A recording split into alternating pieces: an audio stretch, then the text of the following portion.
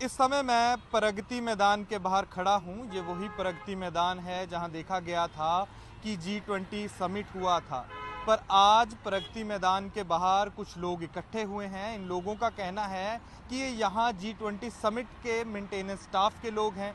इनको एक निजी कंपनी द्वारा G20 समिट के समय साफ सफाई और रखरखाव के काम के लिए रखा गया था, पर अब इनका कहना है कि जो इनकी कंपनी है इनको इनकी सैलरी का सही भुगतान नहीं कर रही है और जिन लोगों की सैलरी आई है उनको भी उनके मेहनताना का पूरा भुगतान नहीं मिला है।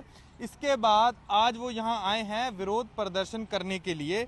तो पहले सर मैं आपका नाम जानना चाहूँगा। सर मेरा नाम उमाशंकर है। सर मैं यहाँ 16 अगस्त से आया था, यहाँ मेरी ज्वाइनिंग हुई थी। उसके बाद हम लोग यहाँ 12 घंटे 8 घंटे 9 घंटे जैसा भी हम लोगों ने टाइम दिया, कंपनी को पूरा टाइम दिया।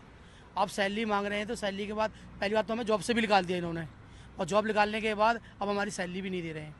सैलरी दी है इन्होंने से कल बड़ी जिद कर करके सैलरी मंगाई है, कंप्लेंट हुई, जब सैलरी दी है तो मात्र 2700 रुपये सैलरी दी है हमारी पूरे महीने में। आपको कितनी सैलरी पर इन्होंने बोला था रखें? सर हमारा 16,000 रुपये बताया था। हमने अपनी टीम, हमारी जो ऑनर है, मालिक है जो हमारी, मैंने कल उनसे फ़ोन पे बात करी तो वो कह रही है मैंने 15,000 के लिए 15,000 रुपये दूंगी मैं। सर 15,000 से भी आप जोड़ो, हमारे महीने में क्या 2700 रुपये बनते हैं? हमारा नहीं, हमारे सारे लड़कों का यही हाल है। किसी का 1500 आया, किसी का 2,000 आया, किसी का 3,000 आया। अब इनसे बोल रहे हैं तो कहते हैं कभी 2 बजे के बाद बात करेंगे, कभी कहते हैं अब वर्दी का कट गया, जूते का कट गया, कैप का कट गया, अकाउंट खुलाया बैंक का उसका भी कट गया। तो आपने अभी इनसे बात की, जो जिन लोगों के पैसे पूरे नहीं आए और कईयों के पैसे तो आए ही नहीं है, तो आप जैसे कितने हैं इधर? सर हमारी तरह सर कम से कम 2-250 लड़के हैं। 2-250 लड़के हैं। 2-250 लड़के लेडीज हैं, कुछ उसमें जेंट्स भी हैं। ओके, तो अभी इनका रुख आपके प्रति क्या है? मतलब घुसने दे रहे हैं, बात कर रहे हैं? सर अंदर तो हमारी एंट्री बंद कर दी गई। अंदर जाओ तो बीएसएफ वाले कहते हैं तुम्हारा एंट्री बंद हो गई है, तुम्हारी कंपनी यहाँ से ली गई है। कंपनी हमारी नोएडा में, नोएडा भी नहीं जाने दे रही है। अब बताओ सर हम कहाँ जाएँ? हमारे घर में छोटे छोटे बच्चे, हम रेंट से रहते हैं। अब हम किराया किस बेस पे देंगे? मकान मालिक तो कह रहा हम आप पे क्यों विश्वास करें? उन्होंने हमें रात में हमारे घर से बाहर निकाल दिया, बोले किराया नहीं, आप बाहर जाइए। अब सर हम कहाँ जाएंगे?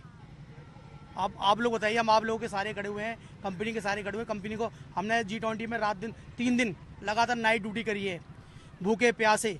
हमें खाना भी नहीं दिया गया, फिर भी हमने किया। हम लोग को सब फैसिलिटी के लिए बोला गया था आपको बेड दिया जाएगा, आपको बाथरूम की सुविधा दी जाएगी नहाने की। 3 दिन तक यहाँ नहाया भी नहीं हम लोगों ने। कंटिन्यू ऐसे ही काम करते रहे, परफ्यूम लगा के। आप अपना पैसा मांग रहे हैं तो सब कोई HR यहाँ को भाग जाता है, कोई सुपरवाइजर वहाँ को भाग जाता है। सुपरवाइजरों से बात करो तो सुपरवाइजर सीधे मुँह मार कर रहे हैं और गाली भी देते हैं। बोलो, वो कहते हैं मैं तनख्वाह नहीं बनाता हूँ, तनख्वाह बना रहा है HR से बात करो। अब सर हम लोग कहाँ जाएँ? तो आप और भी रोजगार में मतलब लगे हुए थे, मतलब पार्ट टाइम काम करते थे, इधर कैसे थे? नहीं सर, हम लोग और दूसरी जगह काम कर रहे थे 13,000 रुपये में। अब हम लोगों ने सोचा यहाँ 16,000 है, भाई महंगाई के टाइम में 3,000 रुपये बढ़ के मिल रहे हैं तो अपना है ही काम करेंगे। अब पता चला इन्होंने हमें 1 साल के लिए कॉन्ट्रैक्ट के लिए बताया। G20 खत्म होते ही 15 तारीख 14 तारीख हो के इन्होंने कह दिया भाई तुम्हारा अपना हिसाब करो, अपने घर जाओ, हमारा टेंडर खत्म हो गया। अब सर अब ना हम यहाँ कह रहे, ना घर कह रहे, ना घाट कह रहे, कहाँ जाएंगे? अब इनको बोला तो वो कह रहे भाई हमारे पास जॉब ही नहीं, मैं कहाँ जाएँ?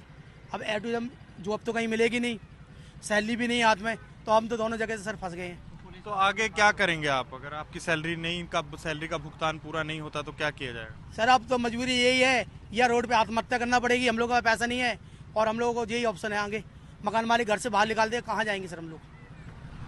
तो आप देख सकते हैं इस समय जो लोग हैं वो ये परेशान हैं।